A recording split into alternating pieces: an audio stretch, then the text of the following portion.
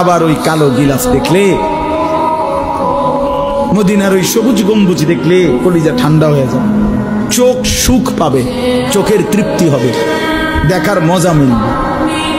আল্লাহ কোরআনে বলছে লিয়াশহাদু মানাফিআ লাহুম। আল্লাহকে যদি জিজ্ঞেস করে বান্দা কেন আমি হজে যাব, আল্লাহ বলে আয়েশা দেখো, লিয়াশহাদু, সে যেন আয়েশা দেখে। আইসো বান্দা, আসো না আমার ঘরে, আসো, আমি দেখাবো কুদরতের কি পরিমাণ নিদর্শন।